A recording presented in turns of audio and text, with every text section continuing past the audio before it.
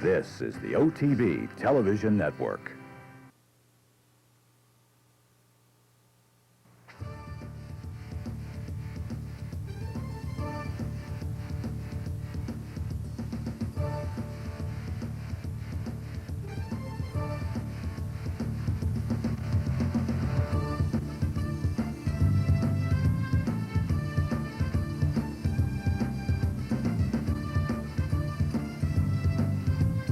Now, Track Facts with Tom Amello and Nick Kling.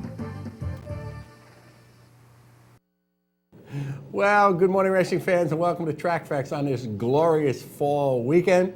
My bud here is enjoying himself this weekend, and you're really on the road, huh? Go ahead, tell the folks. I'm on the road, and I want to, invite all of you.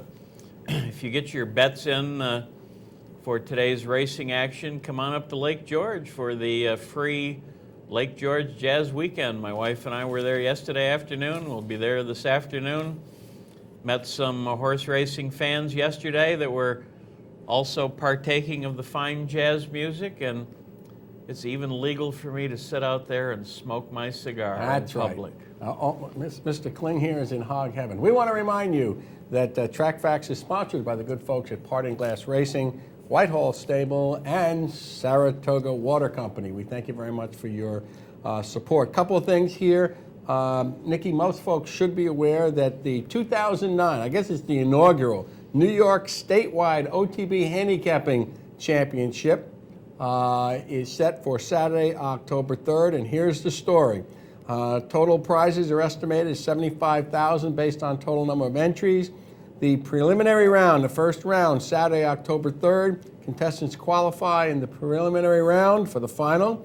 The final championship round is Saturday, October 24th. That will be at the Teletheater. Preliminary rounds are held at designated branches throughout the state. Championship round here at the Teletheater. Entry fee $20, maximum of 2 entries per person.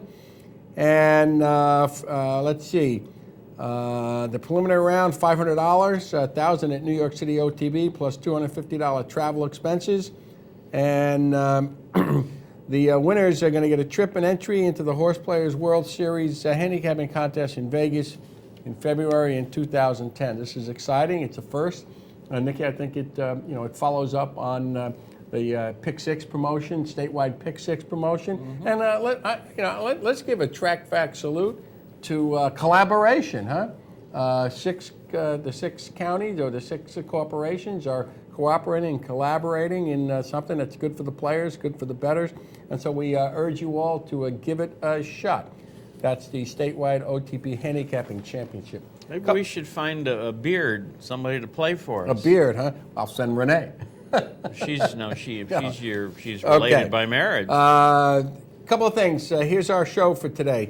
I was at the Teletheater yesterday. A friend of mine said to me, how the heck could anybody bet this horse? We're going to show you that horse and how someone could have bet the horse. It's a Gary Sciacca runner. Here it is, as a matter of fact. This is yesterday's opener from Belmont Park. And I think the favorite is Persian.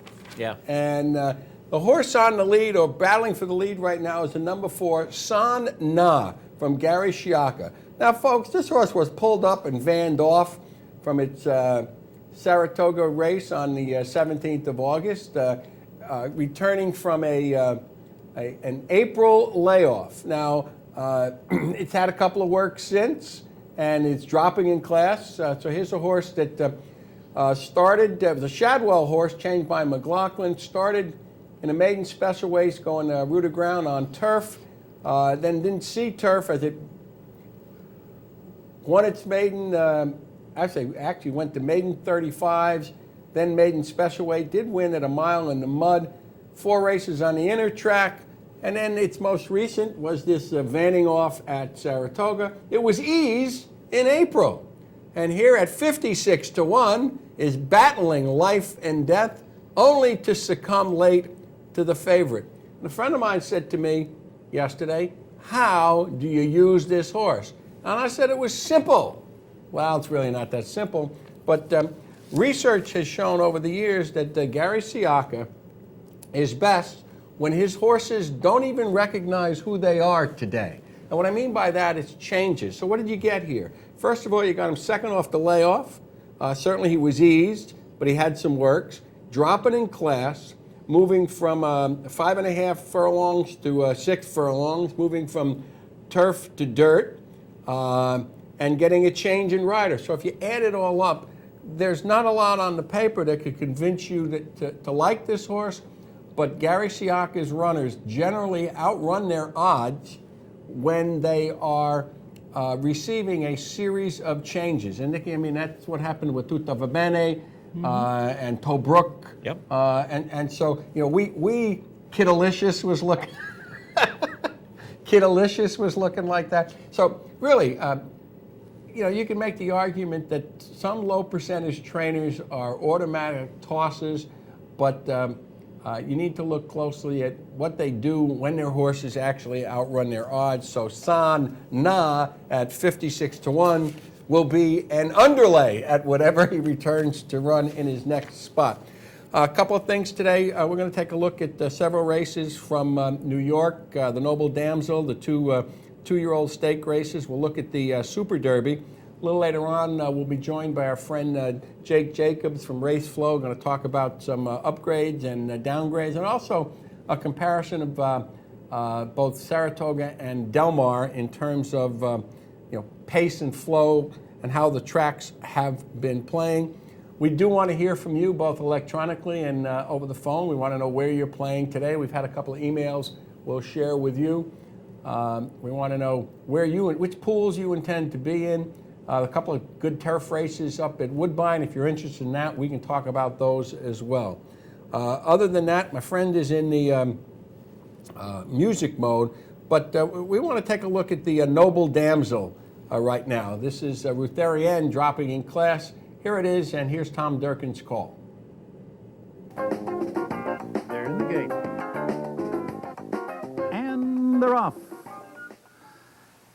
And it's Meadow Saffron who breaks to the lead. Stealing Kisses is right after that early lead, so a speed duel develops in the opening furlong here. 5 lengths back to American Border, alongside her Quiet Meadow, then Grand Ani. Rutherienne, the big favorite here, is about 12 lengths from this intensifying speed duel up front. The early trailer's Social Queen. So down the backstretch run, 22-3 was the opening quarter mile there, and Meadow Saffron now leads 3/4 of a length. Cornelio Velasquez trying to harness that speed of Stealing Kisses, and he backs off now, a length behind now in second. And then it's Quiet Meadow on the outside of American Border there, 3rd and 4th. Grand Ani is 5th. Rutherienne is covered up in behind horses. She is 6th, about 5 lengths from the lead as they cross over into the final half mile. They were able to slow that pace down through the second quarter. The half is up in 47 flat. Meadow Saffron is the leader. Stealing Kisses is second. Quiet Meadow now ranging up on the outside, 3rd. And then it's American Border in 4th. Rutherienne has now been maneuvered off the hedge, in between horses and in behind horses. She's now running in 4th. She will need some running room for the final quarter mile. And now the field turns for home. Meadow Saffron on the rail, Quiet Meadow on the outside. Rutherienne in very tight indeed. And she tries to squeeze on through. Rutherienne just a neck behind now as they come to the final 16th. But a stubborn foe in Quiet Meadow. Rutherienne is fully extended today. Quiet Meadow, Rutherienne, all out on the wire. Photo finish. It may have been Quiet Meadow over Rutherienne. It was very close. Alan Garcia is one heck of a rider. He had her covered up on the rail, angled her out a little bit, really got caught in tight, and really showed no fear, Nick. No fear, and that was one heck of a horse race. And, you know, I was anticipating this morning that we might get some phone calls from people questioning the photo finish, but now you don't have to question those things anymore. You can look at them right at the NYRA website. If you go to NYRA.com, scroll down on the right-hand side of the page, they have a link now. You can call up photo finishes on demand. Yep. And look at it and see for yourself that there was about a half of a cat's hair between the nose of Rutherienne and Quiet Meadow. Yeah, and it's certainly a big effort from Quiet Meadow, and a tough beat for anyone who tried to beat Rutherienne, who really was the class of this field, dropping from the effort she's had. But You know, you would think she'd have dusted these. Well, you know, I put in my column that was in yesterday's paper that, you know, I wouldn't, you know, pick 6 players, pick 4 players. I thought would be making a big mistake to single Ruth Ariane because, you know, she's a good horse, but she has a running style that's conducive to trouble. She almost got into trouble there yesterday, and there were some other horses that, you know, looked very dangerous. The horse that finished second, Quiet Meadow, I believe, was my 3rd choice. Social Queen finished 3rd. She was my 2nd choice. And I thought either one of those horses had a chance to win. And, you know, if you singled Ruth Ariane, you know, congratulations, you got the money. But I bet you were, you know, sweating bullets there for a few seconds. All right, let's take a look now at the a Grade 2 Futurity, 7 furlongs, 2-year-old colts. And Nikki, looks like we got a good one here in the Funny Bone. Here it is.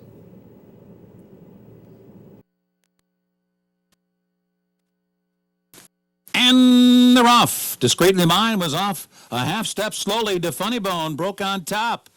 The Funny Bone is the leader. Soundman comes up on his inside. They're split now by Hear Ye, Hear Ye. And then Successful Score runs in 4th position down on the inside. Discreetly Mine and the rider, Cornelio Velasquez, has the take him in hand. He's all bottled up there. On the far outside, This Guy Has No Limit, 3 wide into the turn, followed by Insightful and 4 lengths back to Grand Rapport. Hear Ye leads the way. The Funny Bone now pressing for that lead after a 22 3 opening quarter mile. On the far outside, This Sky Has No Limit. Discreetly Mine has now come off for running room and is now running in 4th. Going in the wrong direction is Soundman now, and Successful Score, and he's about 5 from the front. Now they're coming to the top of the stretch. The Funny Bone is the leader. His half was 45 2/5 seconds. Hear Ye gives way, and Discreetly Mine will come through on the inside of the Funny Bone. They're at the top of the stretch. Now Discreetly Mine goes outside. The Funny Bone comes to the final furlong, leading now by 3. Discreetly Mine is full out second. They're leaving the rest behind, and it is the Funny Bone. The Funny Bone striding away in the final 16th of a mile to win here impressively. Trouble early on for Discreetly Mine, but he was soundly beaten today at the finish, and it was close for 3rd there between Soundman and This Guy Has No Limit. Ladies and gentlemen, Nick and I think lots of folks have talked about Edgar Prado in his Saratoga meeting, and really the fact that he's somewhat fallen off in production and performance. However, he made one heck of a choice here. He'd ridden Discreetly Mine. He rode the Funny Bone at Saratoga. He opted for the Funny Bone and Dutro and Paul Pompa. And I was talking with our friend Michael Kipnis. He said he spoke with Prado, and in talking about this horse, he's not a big horse, but he just has a flowing, long stride. Mm-hmm. And if you watch the replay of this race, you get a sense for his stride. Nice horse. Very nice horse, and I think Discreetly Mine is going to become a nice horse as well. You know, he had that inside post that certainly didn't do him any favors yesterday.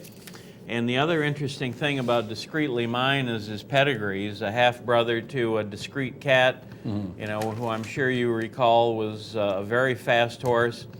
But Discreetly Mine's sire is Mineshaft, and Mineshaft, you don't come up with 6 and 7 furlong horses when you think of Mineshaft. You think of classic distances. So Discreetly Mine might turn the tables when they get out past a mile or a mile and an eighth in longer distances. Yep, good point.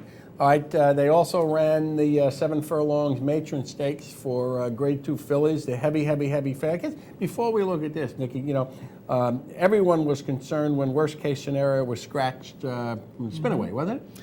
Well, I don't know if concerned is the word, because Rick Violet had made it pretty clear at the time that he was scratching because the owner wanted to wait for the futurity and didn't necessarily want to take on Hot Dixie Chick in the surprise was a better word than concerned. Yeah. You know, and at the time, I thought that worst case scenario had a big shot to beat Hot Dixie Chick in the Spinaway. But as we're going to see from yesterday's performance, I might have been wrong. Yeah, and I read that Alan Garcia, who is writing worst case scenario, suggested that she took a bad step because she really is going to be pulled out of the race just as they enter or just beyond somewhere around the turn. So watch very closely, and I've watched the head-on a couple of times. I wasn't able to see exactly what might have put her in distress, but here it is, the matron.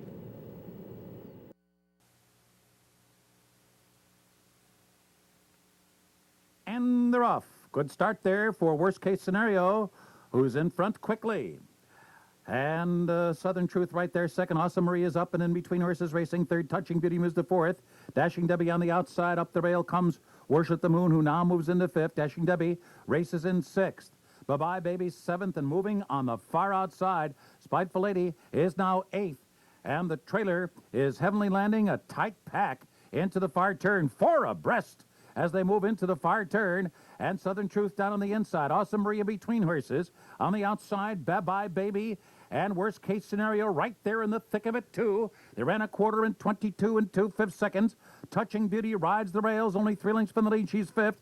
Dashing Debbie is moving sweetly at this juncture with less than 3 furlongs to go. And Dashing Debbie now starts to thread her way through between horses as they come to the top of the stretch. It's Southern Truth. Awesome Maria's right alongside.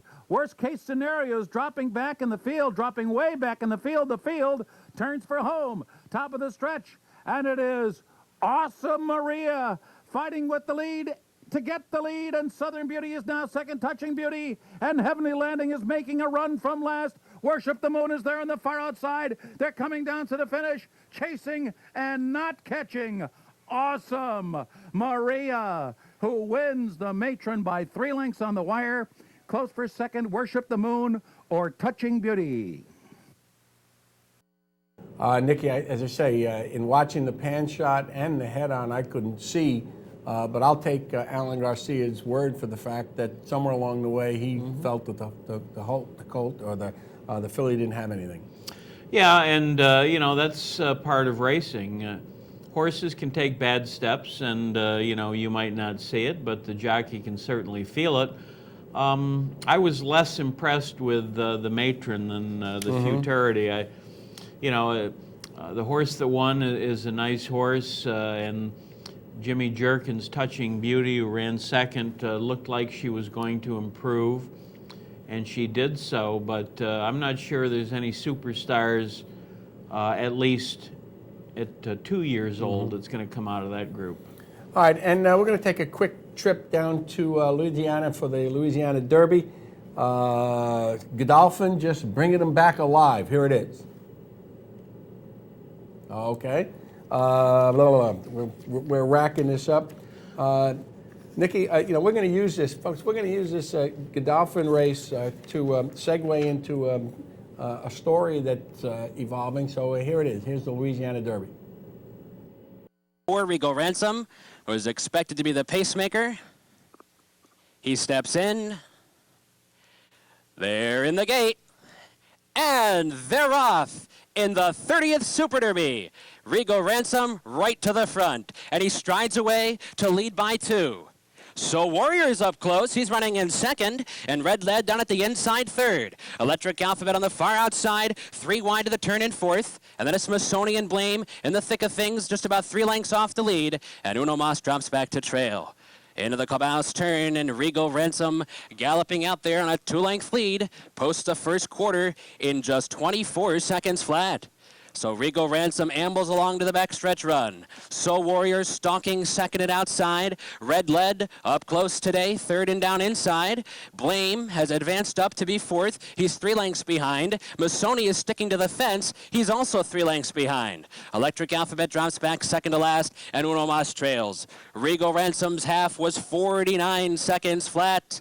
Leads by a length past a half-mile pole. So Warrior is going to crank up that pressure as they hit the far turn. turn. Masoni moved up the backstretch, third and inside. Blame is 3 wide on the far turn. Red Lead's still right there. He's only 2.5 lengths behind. Uno Mas is picking it up from the back of the pack as they round the far turn. Regal Ransom 3/4, 113 flat and still running strong. Soul Warrior in second. Blame on the outside, and Masoni is fourth toward the rail as they turn for home at Louisiana Downs, and Regal Ransom kicks away to lead by 3. Blame's going to try and put in a bid with a furlong to go. Masoni is third to the rail, and Soul Warrior is fourth. 16th out, Regal Ransom. Richard Migliori's looking back for the competition, and it's 4 lengths behind. Regal Ransom canters onto the wire. He's the 30th winner of the Super Derby by just over a length. Blame was second, Masoni was third, and Soul Warrior was fourth.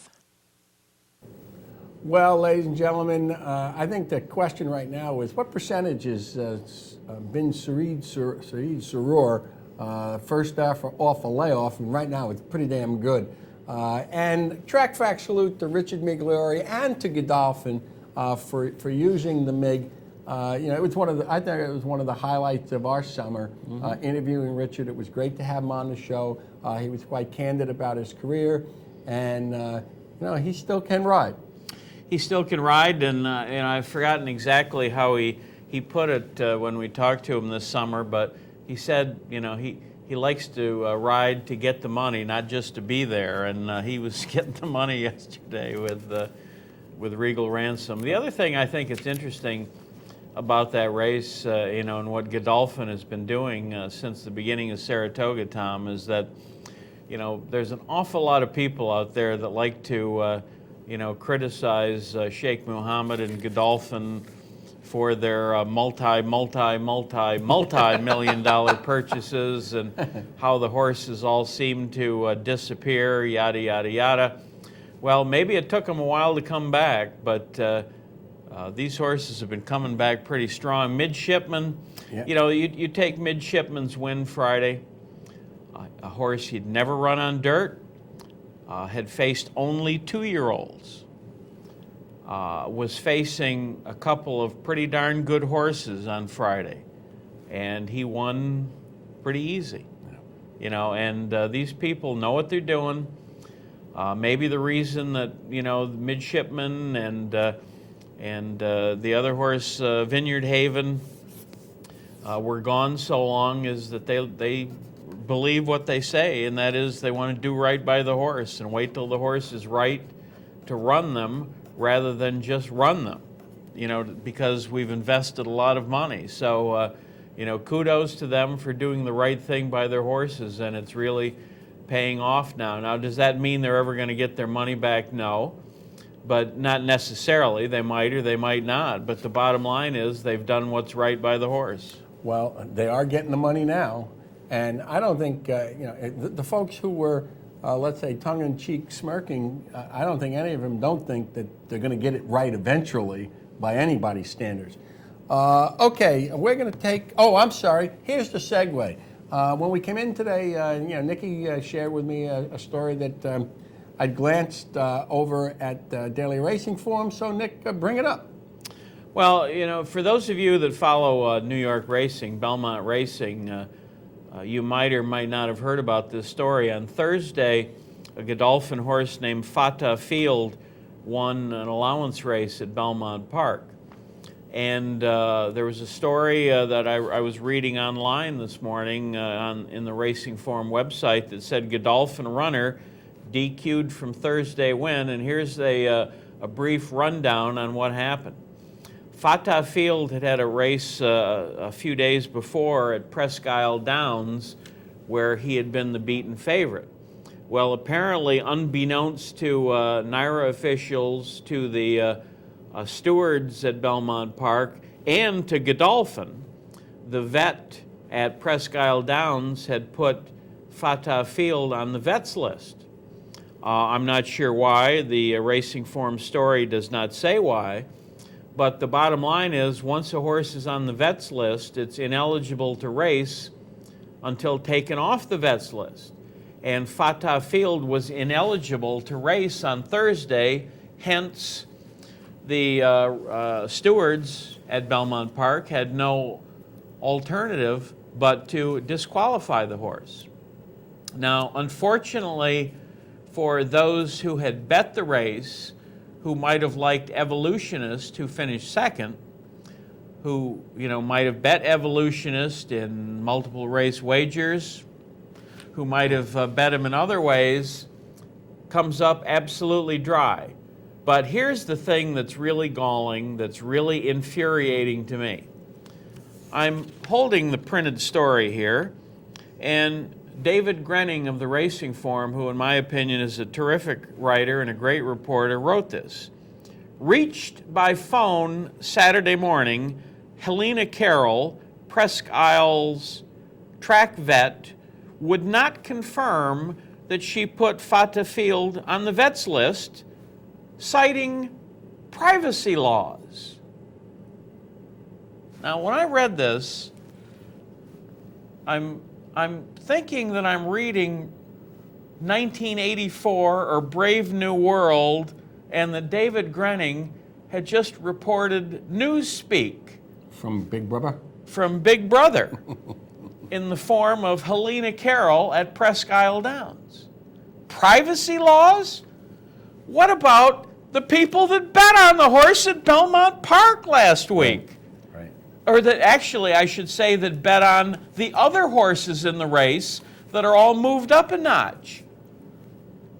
Don't they deserve to know that this horse was ineligible to race? Well, if anything, Nikki, this is another example of the body of horse racing and not being attached, the limbs of the game not being attached to the same body in terms of communication. And then her argument for not offering any more information is ridiculous. Well, there may be more to the story, and I do intend to try and find out more, because apparently Grenning contacted a steward at Presque Isle named Bill Keene, who confirmed that Fata Field was indeed on the vets list. So perhaps there's part of this story that isn't here, like perhaps the vet can't publicly say, it's the steward's responsibility to say, I don't know that.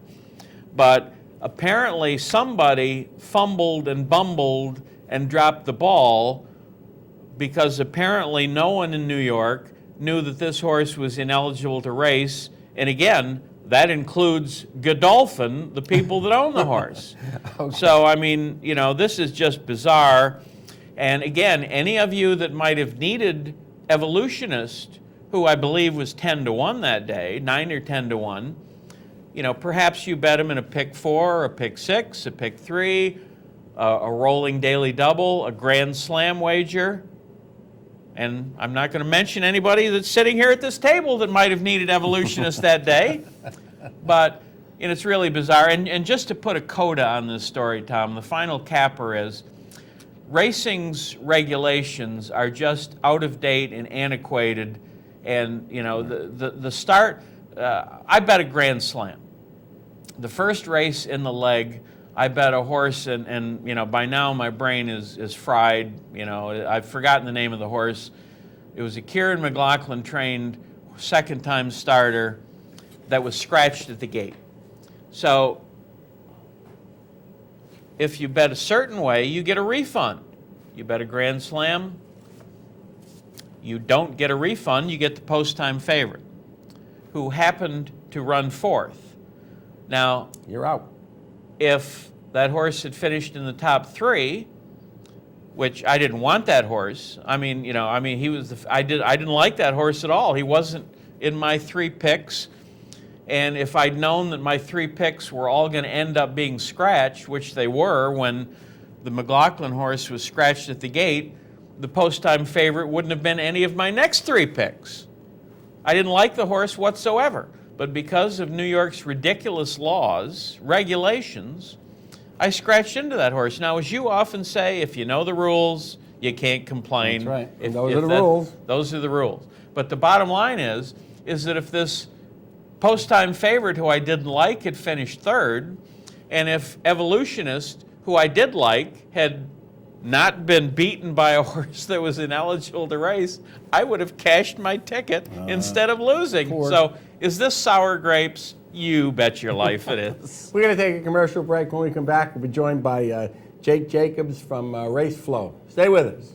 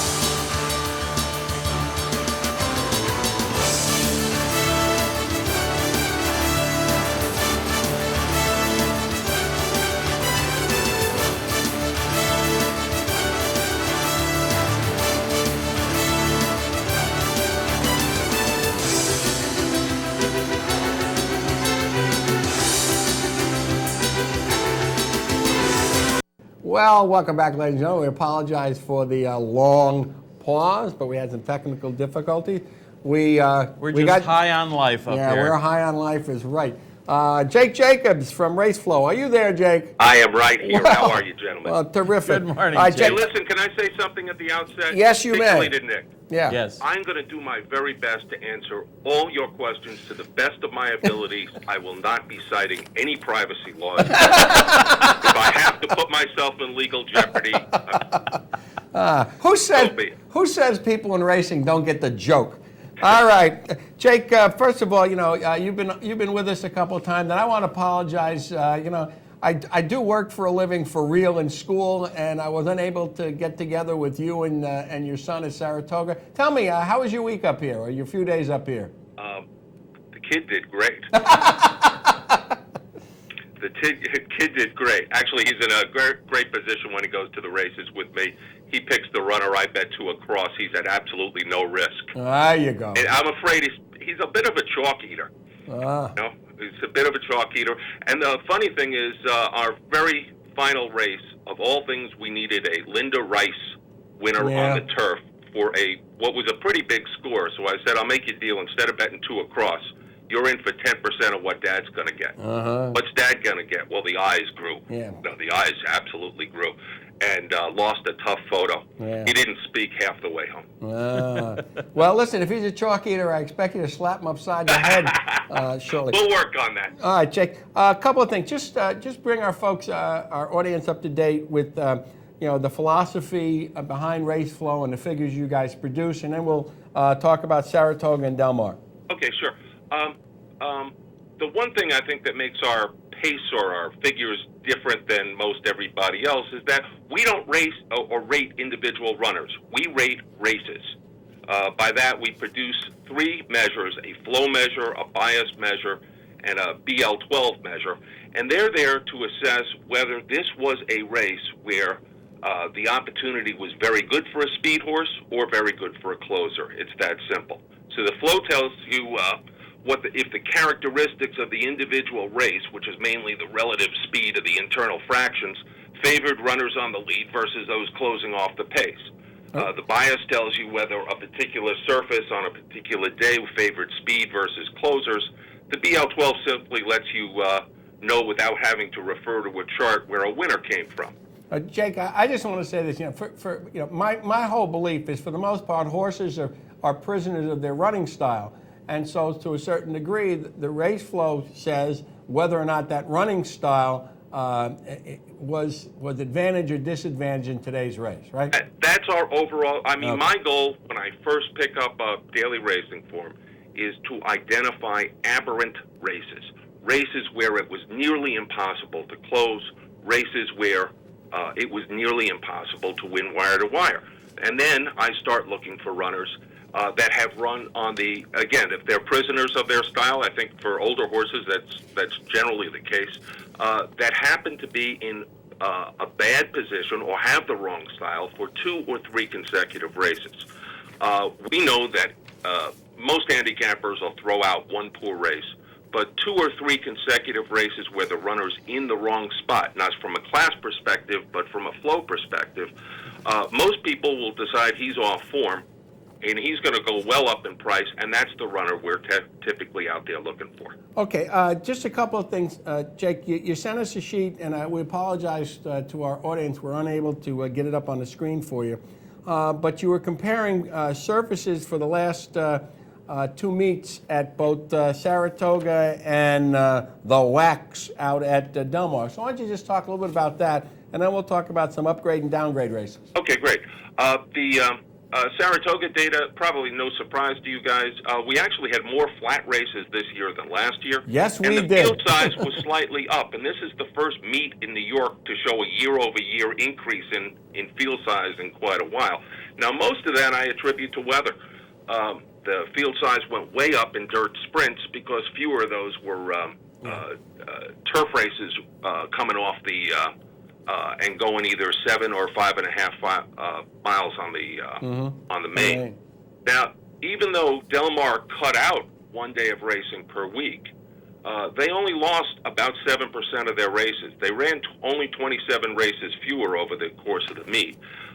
Their dirt or wax or synthetic or plastic races get slightly bigger fields than at Saratoga, but they get smaller fields on the turf overall.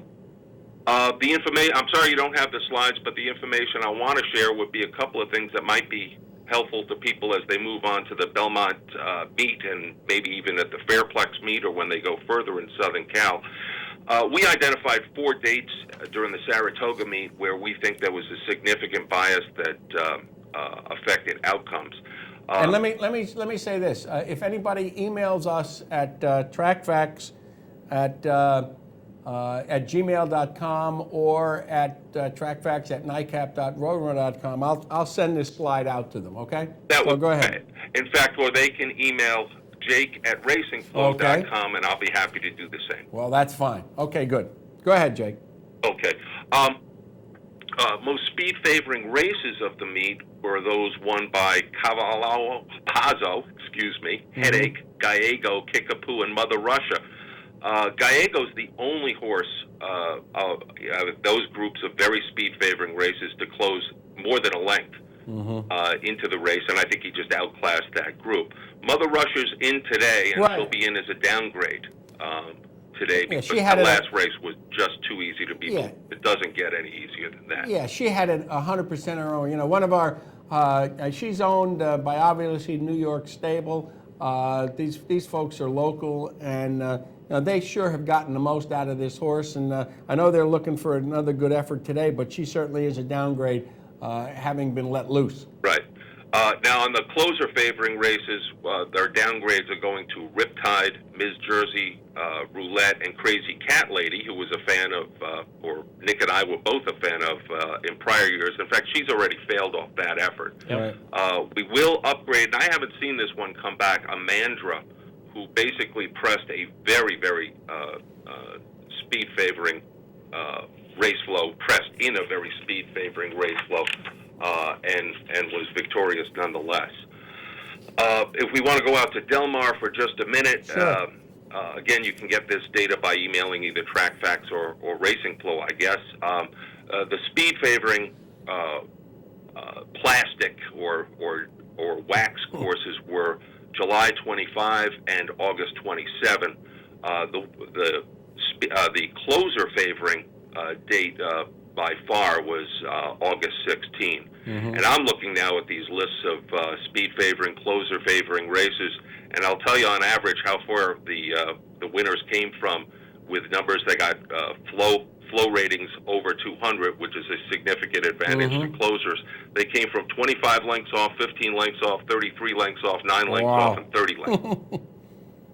So what we'll be doing as we look forward is to upgrade to see if the horses battling on the lead in those races are going to be under a more favorable race scenario this time than they were last time. Okay. Right. Yep. And I noticed at Woodbine today, I think it's in the 10th race, you've upgraded, given a bold upgrade to the 2 in that race. I'm trying to, let me find... that would be the, I find this amusing, that would be the Woodbine Mile. Right. $1 million added plus another $150,000 if you happen to be a Canadian bred. Slot machines are a remarkable thing. They sure are. Stir Wins is the runner. That's right. And we have all the respect in the world for Brabant.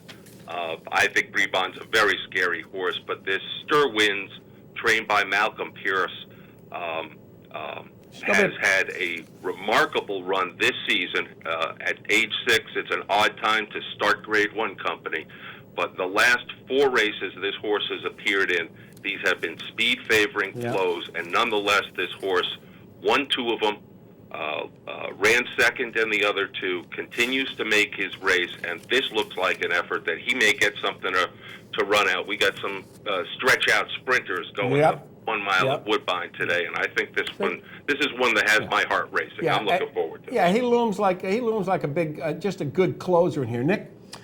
Jake, I might have asked you this question once before. If so, I apologize, but particularly now that we've been through another Saratoga and Del Mar season, have you guys collected enough data on synthetic tracks to make any comparison between them and dirt tracks in terms of, you know, speed versus closer favoring, or you know, consistency or anything like that? Yeah, I could give you some observations. Yeah, that'd be great. And without going into all the statistical detail, Sure. Del Mar, since they've run on the synthetic at Del Mar, winners come from further off the pace than any other racetrack we have ever covered, and we now cover, I think, 27 racetracks. You don't want to go wire to wire. However, or I should say that on a statistical sense, our figures are much stronger on synthetic than they are on dirt. Fact is, sometimes on the dirt you can go absurdly fast early, like Holy Bull in the Travers, and still hold on. Yep. That type of race, that Rachel Alexandra's, last Grade 1 performance, that doesn't work on the wax. Yeah. Okay. So in terms of a pace-making race scenario, actually I think that's more true on turf and synthetic than it is on dirt. You can run through a pace very often on the dirt. We very seldom see that on the wax.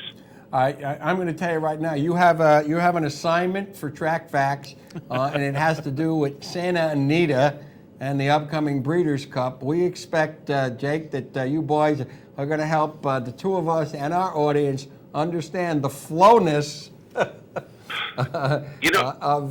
Santa Anita and so on. Go ahead. I was going to comment on Santa Anita last year, and I think, it's funny. Nobody wants to bet speed on the Keeneland synthetic because they came to the conclusion in the first couple meets it can't win. And in the first couple of meets it can't win, but the fact is that track has become more speed friendly each subsequent meet. Really? Since then. Now, the odd thing about Santa Anita is that we found that the two most closer-friendly surfaces during all of 2008 at Santa Anita were the two Breeders' Cup days. Okay. All right. Well, Jake, let me just interject there that I handicapped those races on both days, and I would say that with the possible exception of the Classic, the races over those 2 days were amazingly formful. The races on the Santa Anita Pro Ride surface. I mean, they were very, very formful. I don't recall the name of the horse that won the marathon, but that horse was certainly one of the, the top contenders based on his form. The only horse that won, interestingly enough, on the front end was Midshipman, who came back with a very strong race at Belmont on Friday. So I'm not so. You see, the thing that's always baffled me is there's some folks out there that have the notion that synthetic races are impenetrable and impossible, and I just haven't found it that way. Oh, I don't find it that way as well. I think you have to realize that it is more pace sensitive, that if you're going to go to the lead in 21 and change, you're more likely to pay the price on synthetic than you are on dirt. Sure. But I would point out that if you take a look at the charts in the non-Breeders' Cup races that you may not have handicapped earlier or later on the Friday and Saturday cards last year, they weren't all that formful, and they all came from out of the clouds. Yeah. And again, our bias numbers consider not only where the winner came from, the unusual part is not so much a horse going last to first or several horses going last to first, but the place and show finishers went from next to last to place. And that was an unusual pattern that we saw last year. Whether that happens again, I don't know. In terms of consistency of the course, that was one of the benefits, as I understood it, of going to synthetics. We wouldn't have these biases. We can control. I don't believe that for a second. There's just as much variation on synthetic surfaces as any dirt surface I've ever seen. And Jake, the thing that irritates me is that none of the tracks with synthetic surfaces will inform their bettors on the, for the most part, about the real track condition. It's always fast. And there's a vast difference between, wet synthetics and some tracks. I find that absurd. It's bizarre, Jake. They pretend it doesn't get wet. Maybe Right. we should use this stuff to make raincoats. You know, it does get wet. On that note, And you see, Jake, I'll tell you what it is, because in my other lifetime, and I won't bore our listeners too much, but before I got into this game, I was a farmer, and I knew a little bit about soil and agronomy. And the reason that it's called fast is because there may be, it's within a certain percentage of moisture. You know, if you take a pound of synthetic, as it is on the track, and you bake it in an oven and then weigh it again, the percentage of that weight that was moisture is still going to put it in the quote-unquote fast category. And that's what, when I first got in racing in New York in the late 80s, the track superintendent was Joe King, and you would see these racetracks that were sealed and floated, you know, and there'd be 6 inches of slop on top, and he called them fast. Right. And the reason that he could do that was because of the same thing, the percentage of moisture in the cushion was within the fast designation. But did that mean it was the same thing as a dry track? Of course not. Exactly right. I think what you just reminded me of, it's 25 years ago that I spent the better part of a year racing in Australia and New Zealand. Mm-hmm. I've been bootleg tracks, first-class racetracks, and 25 years ago, they gave a quantitative assessment of the firmness of the ground. Right. All right, by measuring how deep into the turf course at 20 different points of call. Mm-hmm. And we still don't do that. Yeah. You know, when one man's fast is another man's good, and you see the debate all the time. yeah. And it should be done. That percentage of moisture can easily be calculated and communicated to the fans. I agree with you completely. Okay, Jake, we want to thank you once again. Give our regards to Phil. We'll be talking to you during the week. We'll see where we go from here. And remember your Breeders' Cup assignment, please. Oh, absolutely. Well, I'll be working on it. So you just check in. Thanks, Okay. Jake. All right, Take care, thank Jake. you. Bye, Jake guys. Jacobs. And before we go to commercial, ladies and gentlemen, you know, we spent a fair amount of time with Jake. You know, they run these races on these surfaces. And while some of this conversation may seem a little esoteric, if you will, it's important to know that there are ways to measure the surface that'll help you handicap. And you know, one of the things, again, I like about the race flow is you can upload it right into your past performances and have that information there. We're going to take a commercial break. When we come back, it'll be your phone calls, your emails. I've got an email here, 2 emails here that we're going to get to when we come back. Stay with us, please.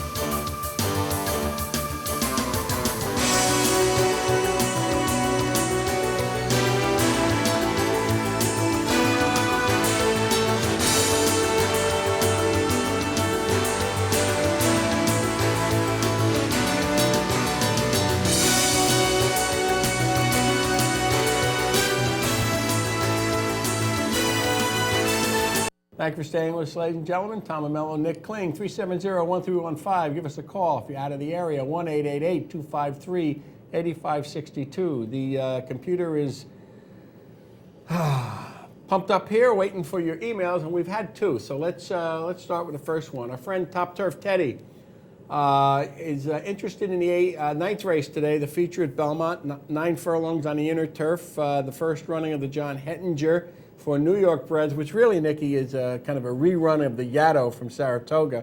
And here's what he has. He says he believes the outcome may be slightly different. Nahana Cat won the Yaddo. I believe Chestoria, the 6, has a strong chance to turn the tables on the 7. He says the front runner's tired, going very soft, over very soft ground. Today they're running a little shorter.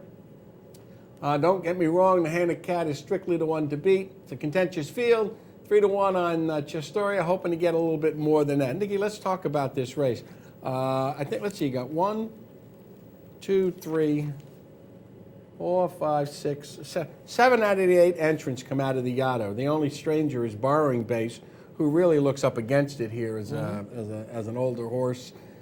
Who's really never wanted the distance, 0 for 17 on turf. Maybe they're praying for rain.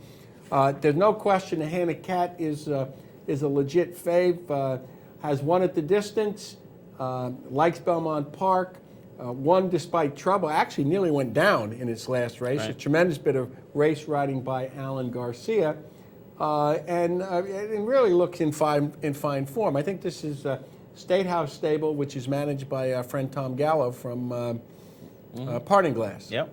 So how do you see the race? Well, I thought it was a very, very competitive race. I mean, the Handicap, I made my top pick, but, you know, it was kind of a master of the obvious pick. I looked at the other horses in the race, Tom, and I really couldn't find a lot to differentiate them.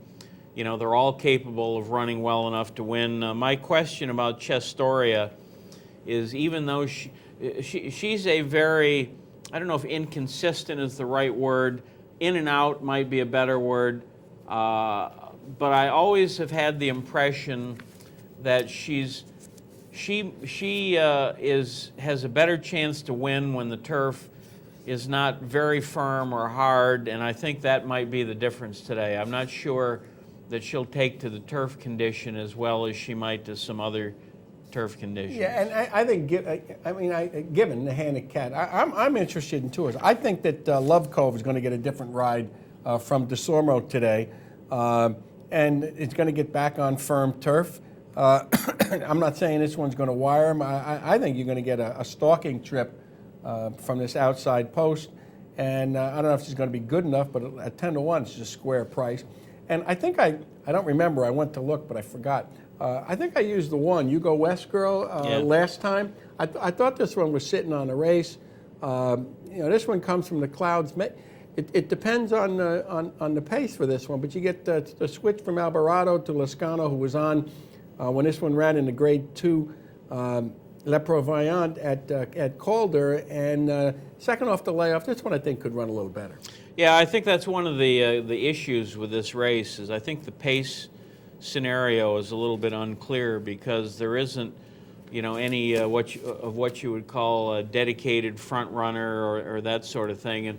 And I'll just warn our viewers out there, the most likely winner at a very big price is Them Their Eyes, because I thought she had a chance to upset last time, and she didn't, and she's Nick off today. Oh, so, Nick off. If you're, a bettor that likes long shots, Them Their Eyes and the stake today might be the right one. Okay, we've still got open lines, 370-1315. Give us a call. Everybody's on their way to some outdoor festival. The Lark Fest, does that go on again today? That was going on yesterday. Yeah. And there's some stuff going on in Saratoga as well as the Jazz Weekend in Lake George. So people are on their way to take advantage of this good weather. We had an email from John who's interested in Gathering Cloud, the 9-horse in the 6th race today. Now, John, I did not handicap this race. I've given a quick look. I really didn't do any of the pedigree work that I would normally do, so I'm looking at it kind of blank here. Here's what John has to say. He's interested in the 9 Gathering Cloud, speed at 6.5, and a good race first out. You know, Discreetly Mine came back to run second, and Super Saver came back to win. Was in Titan and two-path in that race, which wasn't the best place to be that day. Since the race shows 3 good works, including 59 and change on the turf. Even though the dam has produced only 1 winner from 5 starters, Tappett's shown an ability to sire turf horses. Tag is good with second career starters, going dirt to turf. The morning line of 10-1 figures the horse should be 6 or 8-1. Wants to know what we think, given that she'll be value in the race with no standout. And listen, if you're ever looking for a job, John, give us a call because you write a good analysis. Well, I think John is pretty well on target there. Of the horses first of all, it's a 2-year-old turf race, turf route, and you got first-time starters and horses that have run on dirt perhaps once, and so by the very nature of a race like this, it's wide open. The 2 horses that kind of jumped off the page at me were Gathering Cloud, who he mentioned, and then also Asphalt from trainer Eddie Keneally. I've always been a big fan of his sire War Chant, and this is Asphalt's first turf race. He was debuted in a race that was supposed to go on turf at Saratoga. He ran okay that day.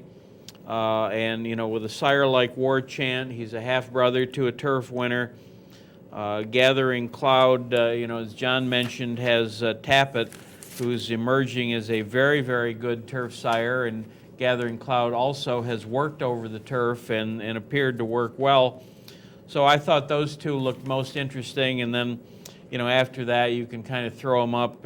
Christophe Clement has a first-time starter named Montesquieu, and Clement is, one of those trainers, along with Bill Mott, who can win with 2-year-old first-time turf starters going long. So any race that Clement's in on turf, you got to take a look at his horse. And Richard Migliori's on the 4 for Angel Penna, and we know he almost rides by appointment now. I thought about that. Yeah. I thought about that. Angel Penna Jr.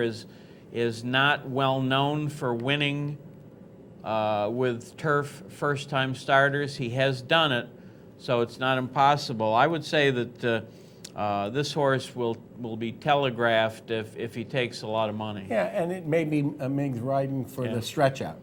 When the time comes. You don't know. And one of the things I was going to say, folks, when I said not having had time to do the work, one of the things I like to do, and I learned how to do since conversing with Dan Illman, is to try and match up works. For example, Asphalt,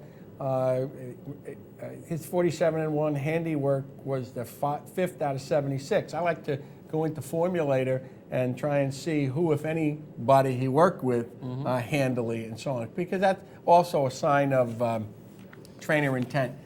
We got 3 callers, and we're grateful, so we're going to go right to the phones. Nick? Well, we have John in Saratoga, and the board says we have 2 Johns, so we'll take whichever one we get first. John, good morning. Hello, John. Hello. Hello, John. Oh, you got me? Yes, we do. We got John. Okay. Hey, Nick, you were talking earlier about information being presented. You were mentioning that horse. Yeah. In Presque Isle Downs. And I'm involved. I'm in a partnership with a horse, and he ran back in the spring, late March. In April, I actually went down for the race. And, the horse was coming up to the top of the stretch. And, we noticed the jockey just kind of stopped riding on the horse, kind of pulled up and a little bit, and the horse, he finished 4th or 5th. There was maybe 8 or 9 horses. So afterwards, we learned that what had happened was he had an equipment problem. The bridle broke. Okay. So, of course, in the racing form and the chart, after the next time he was entered, the comment off to the right was flattened out. No mention about an equipment issue. Well, I knew that the jock had all that she could do just to keep the horse going, let alone try to win the race. Yep. Goes off well into double digits, and of course almost wins the next race. And I think a lot of people are like, what the heck happened here? And I think if an information was in their equipment issue or equipment problem, I think that would have made a big difference. I learned that's information that needs to be conveyed somehow. Yeah.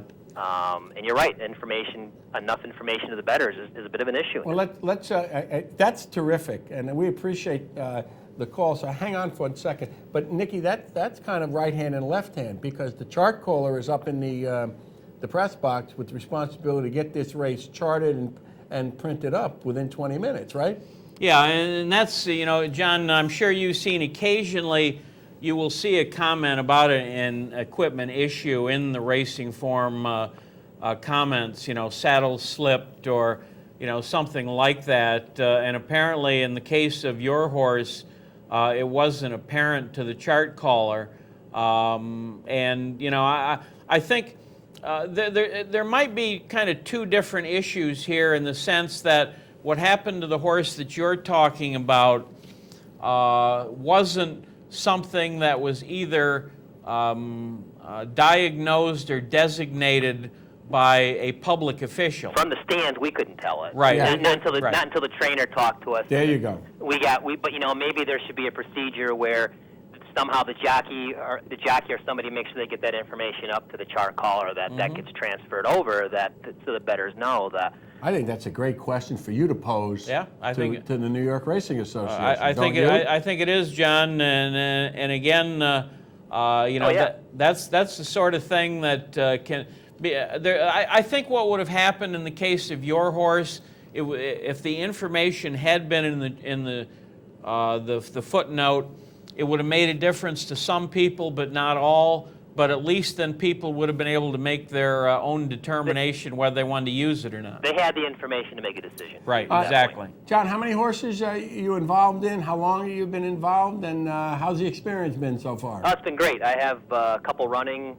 I've got 2 running, 1 getting training up to make his first start, and I have a meeting for another partnership starting this week. So, and it's good. All New York breds and reasonably priced, and experience has been fine. You can make some money if you let people who really know what they're doing make the decisions. That's part of it. But no, it's been fine. Great. Can't complain. Excellent, John. Thanks for the Call call. again. Bye-bye. Let's go. Let's double up here. We're going to double up with another John from Saratoga. John, good morning. Good morning, guys. Oh, we recognize this voice.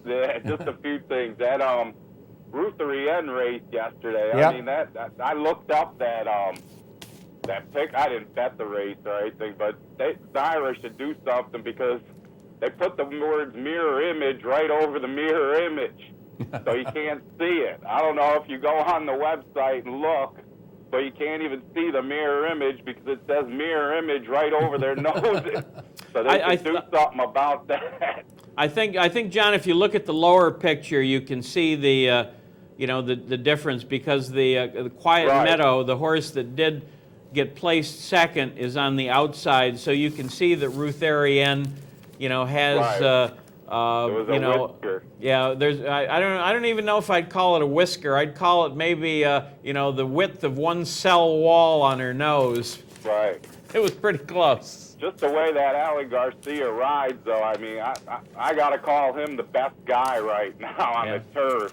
He sees teams that, I don't know, he just gets through them. I mean, I remember the Just Enough Humor race the first time he won. Mm-hmm. And if you blinked when that seam opened up, and you would have missed that horse's move. That's how quick he got through there. He's just incredible. Yep. But, and Castellano's riding good again, too. I mean, that was a heck of a ride on the other horse. He made it so hard for that one to win, and I think the new agents helped him out, because he's getting live horses. Yep, sure is. And the other thing I wanted to talk about was, now I lost my train of thought.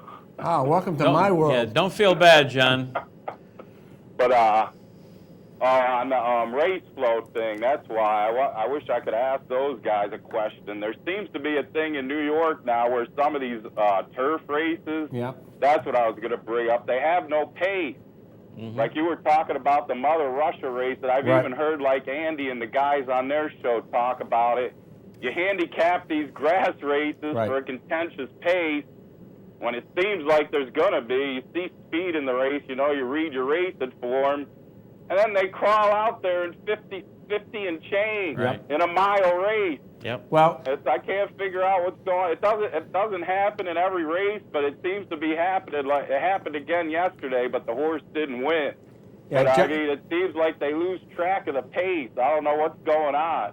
John, I agree with you. It's an interesting phenomenon. And let's put it this way. The benefit of the race flow, as far as I'm concerned, in a situation like that, I think Jake said that Mother Russia's race was like a minus 239 or something like, with 300 being the highest number that you could get, I guess, or something.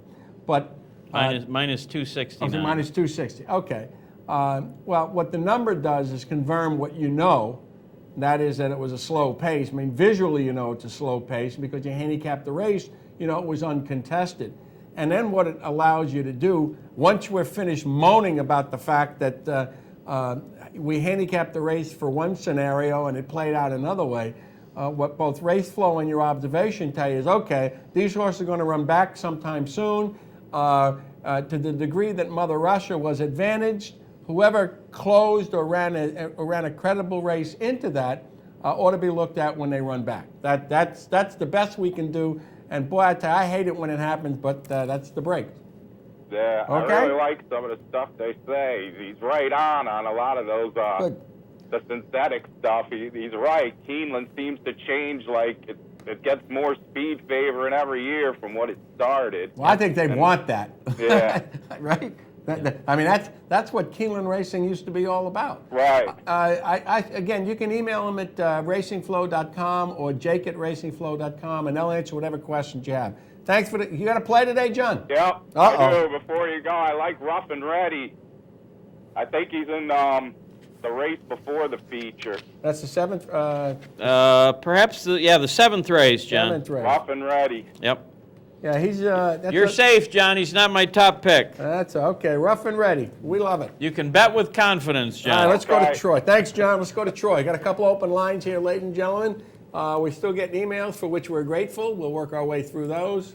So we'll go next to our good friend Doc in Troy. Doc, good morning. Good morning, gentlemen. Enjoy the show as usual. Thanks, Doc. Yeah, what is this illusion most of us have? We always say, gee, the Saratoga season went fast. It's always the same length.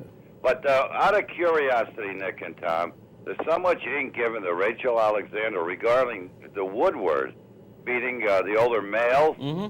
And darn, I cannot come up with another female that ran in the Woodward.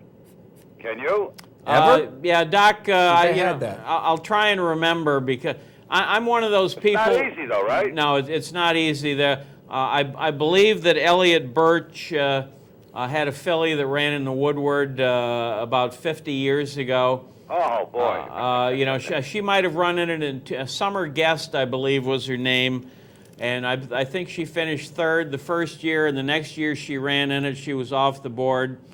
The thing that I found fascinating, though, and I've seen this statistic quoted in two different places, so we'll go with the assumption that it's probably right, is that you have to go back to 1887 to find a 3-year-old filly that won a stakes race of consequence against older males in New York. So that's a pretty big number. That was Grover Cleveland was president then, Doc.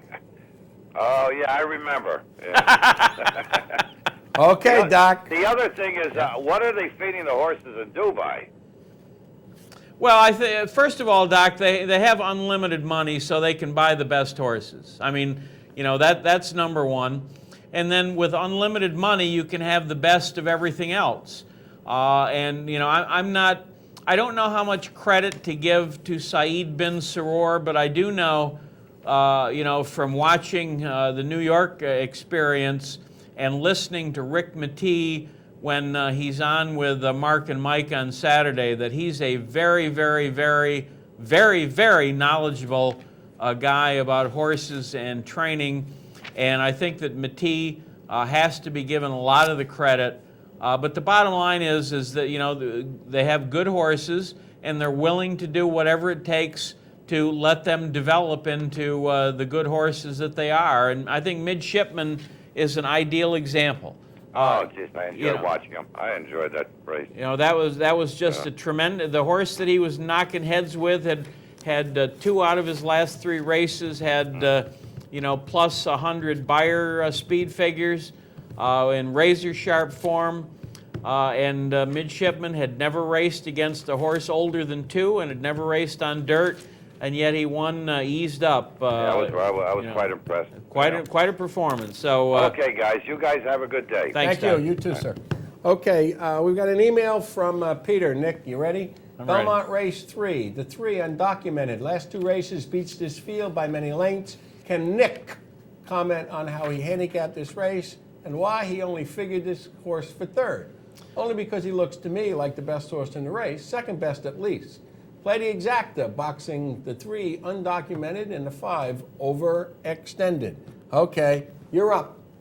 Well, first of all, I think it's a very contentious race. Second of all, I agree with what the emailer said, that, you know, undocumented has run races good enough to win today's 3rd race and possibly win going away. My problem with a horse like undocumented as a top choice is that he is a very, very, very deep closer.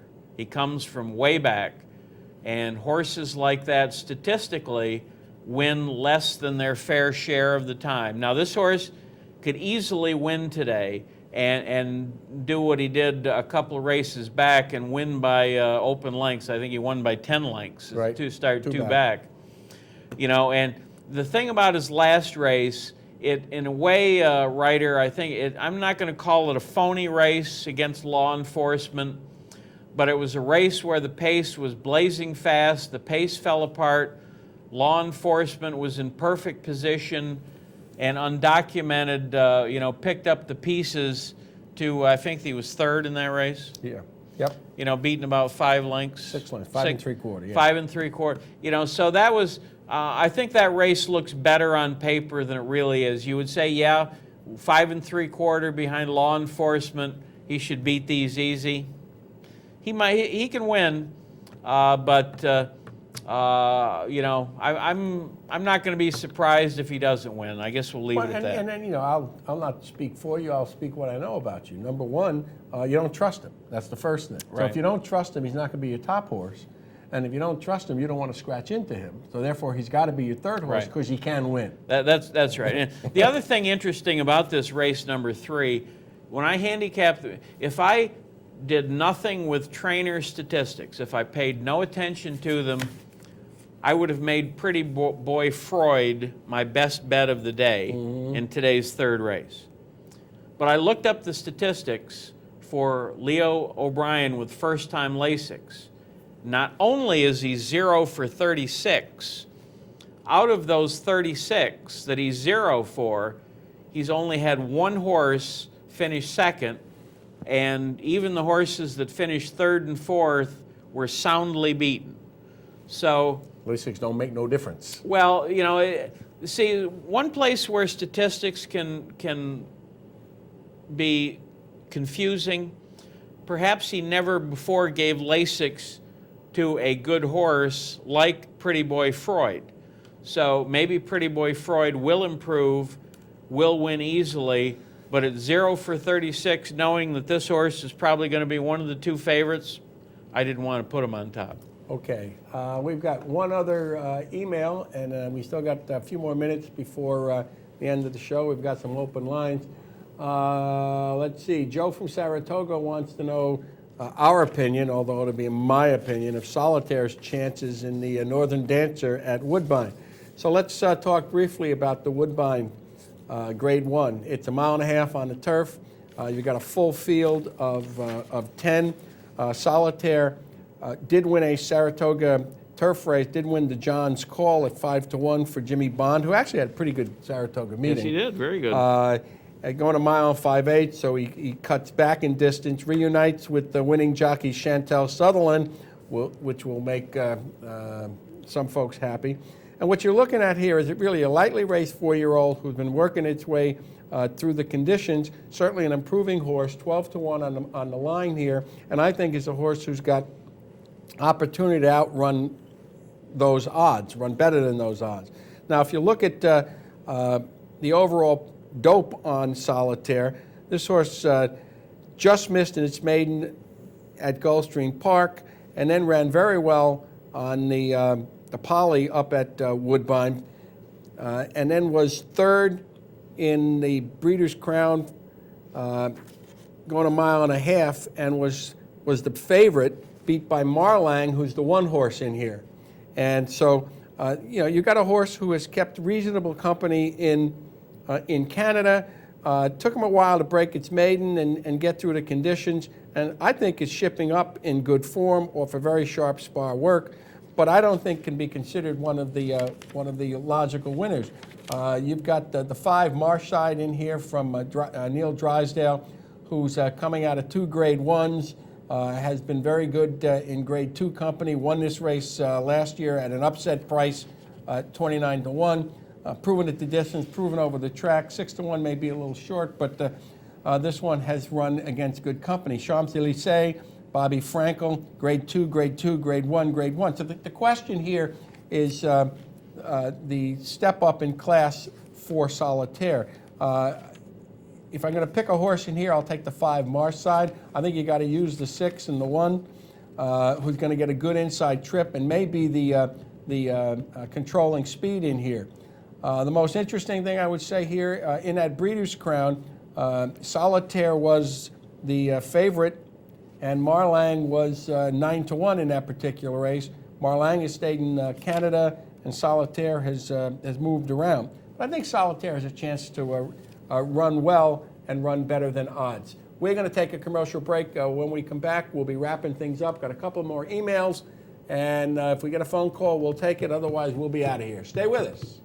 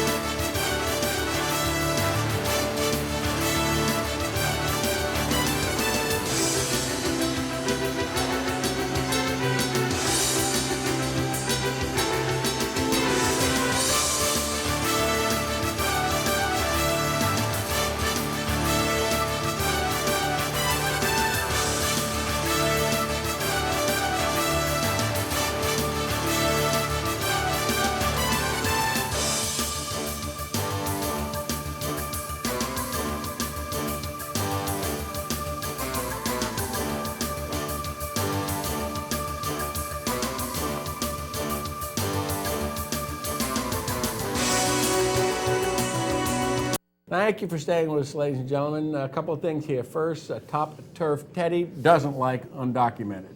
I should have pointed out to our emailer before, who noticed that he was my third choice, that I did make undocumented my long shot play of the day. So, Mary from Cahoes, calling Mary.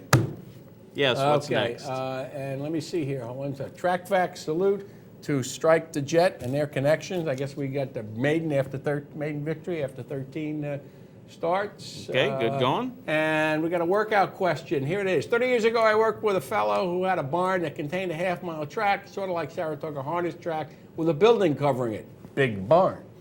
Horses will work there under wraps and shipped to New York City to race when none of its work showing up in a racing form. Mm-hmm. Questions, is that legal?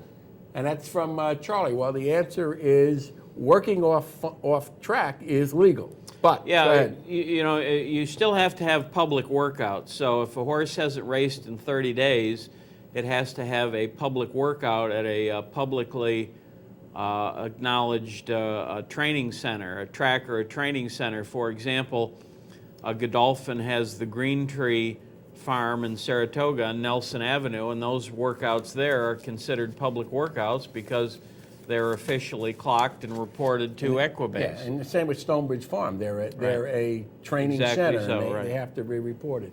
Our last email was from Sean, who agrees, having used the race flow figures, that they seem to be stronger on turf and synthetic than dirt. But my suggestion to you is email Jake at racingflow.com, Jake at racingflow.com, and he'll give you the skinny on those things. We got one more phone caller we're going to take, and then we're going to get out of here. Joe So, in Schenectady. Joe, you're going to close us out today. close us out.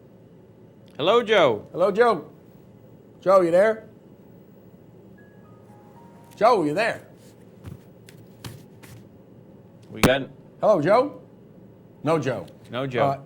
All right. Well, last thing, Nikki. I got something for you. You got something for me. What? Yes, yeah, you know, John, one of our Johns liked Rough and Ready in the 7th race. Yeah.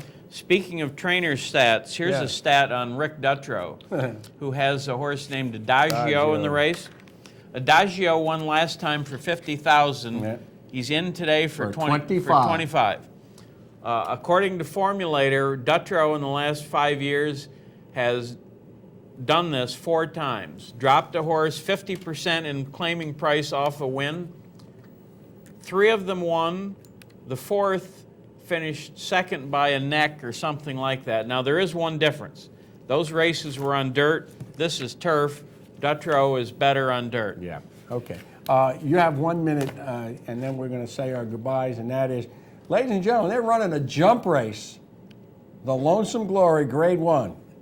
Give them your picks. Well, 'Cause you we know, love jump. And, we're delighted. And by the way, they're going to be running the jumps at Monmouth Park, too. Yes, they are. So we're happy about that. and if we get the information about when that big weekend is, Fairhill, right? Yeah, well, they're having these races. You can see them online if, if they aren't locally on television. But you know, there's a horse in today's jump at Belmont Park. I'll pronounce his name Pierrot Lunaire. How does that sound? I love it. I love it. Yeah, Lunaire. Yes, sir. Pierrot Lunaire, who is probably going to be the favorite because in his last race at the prestigious Percy Warner meet. That's right. He See how beat- much we know about. He beat Goodnight Shirt, who was last year's unanimous Eclipse Award winner over the jumps. However, that was Goodnight Shirt's final race of his career. Probably wasn't at his best, and Pierrot Lunaire is picking up a lot of weight off, off a long layoff since May. I think Dynasky has a chance to win the race. This horse has a ton of talent. His weakness is he runs better than he jumps. So you will see races where he'll get ahead of a horse and then he'll fall back even on the jump, or he'll be even with the horse and he'll fall back a length or two coming off the jump. But I think the Belmont layout, with its spacious confines, this horse could probably run all day, and he should love Belmont Park. And the Clancy boys, and I'm talking about the folk trio, Joe and Sean from Steeplechase. Got that one, right? Should we break out in Danny Boy? They suggested that Tommy Voss really likes this horse, thinks he's one of the best he's ever trained, and has really been pointing him towards these Grade 1 end-of-year races. And so he's going to run well today. There's no question about that. First of all, we want to thank our sponsors here, Parting Glass Racing, Whitehall Stable, and Saratoga Water.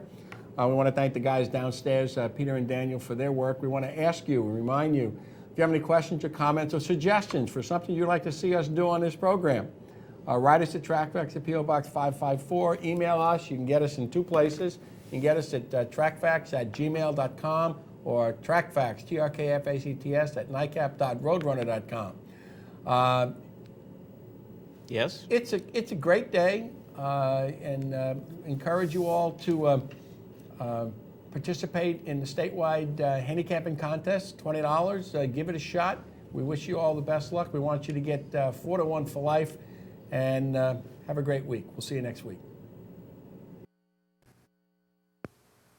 For comments or suggestions, please write to the General Manager at the OTB Television Network. 510 Smith Street, Schenectady, New York, 12305.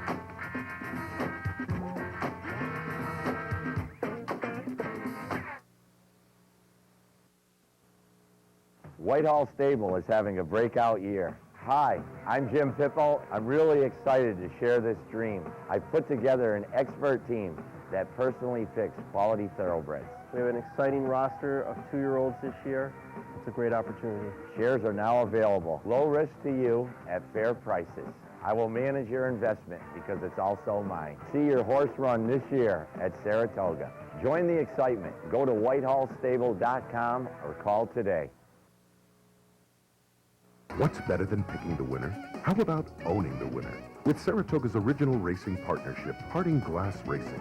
Our partnerships are surprisingly affordable, offering minimum risk, maximum purchasing power, and the unparalleled expertise of a superior management team. A team of proven winners. Join Saratoga's original racing partnership. Call 877-RACE-WIN. That's 877-722-3946. Or visit partingglassracing.com.